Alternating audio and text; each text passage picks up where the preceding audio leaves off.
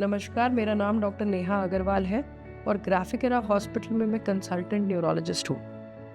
11 अप्रैल को हम world Parkinson's day celebrate करते हैं, जिसके उपलक्ष्य में मैं कुछ बातें शेयर करना चाहूँगी।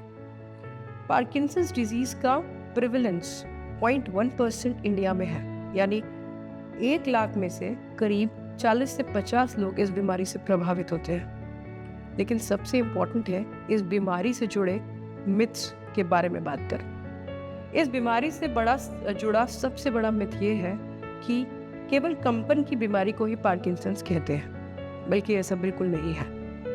कंपन से पहले इस बीमारी में कुछ ऐसे सिम्टम्स आ जाते हैं जिसे घर वाले इग्नोर करते हैं या मिस इंटरप्रेट कर लेते हैं, जैसे कुछ नॉन मोटर सिम्टम्स। कुछ मरीज सोते हुए चिल्लाने लगते हैं, आवाज़ निकालने लगते हैं या बड़बड़ाने लगते हैं। मरीज का मूड लो रहने लगता है और वो इंटरैक्ट नहीं करता है घर वालों से।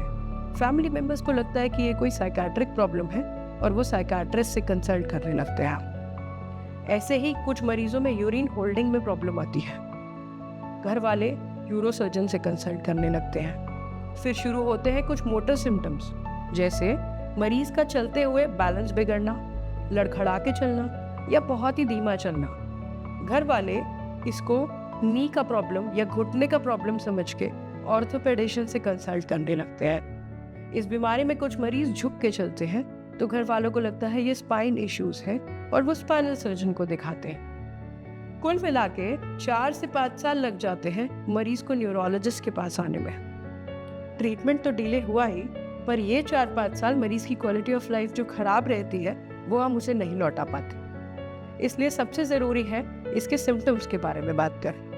जो ऐसे सिम्टम्स मैंने एक्सप्लेन किए हैं, ऐसा कोई भी सिम्टम आपके घर में है पेशेंट को, तो वो पार्किंसंस का सिम्टम हो सकता है और आप न्यूरोलॉजिस्ट को कंसल्ट कर सकते हो। दूसरा मिथ जो इस बीमारी से एसोसिएटेड है वो ये है कि ये बुढ़ापे की बीमारी है और दवाएं इस पे काम नहीं करेंगी, बल्कि ऐसा बिल्कुल भी नहीं है। मैं मानती हूँ बुढ़ापे से एसोसिएटेड कुछ बीमारी होती है जिसमें दवा काम नहीं करती, पर पार्किंसंस उनमें से है जिसमें सही टाइम पे दवा शुरू होने पे 80% तक रिकवरी पॉसिबल है। हमारे पास कुछ ऐसे भी मरीज हैं जो 3 महीने से व्हीलचेयर बाउंड थे और दवा स्टार्ट करने पे 3 से 4 दिन में चलने लगे। तो इस बीमारी में दवा स्टार्ट करके मरीज अपनी नॉर्मल रूटीन लाइफ रिज्यूम कर सकता है।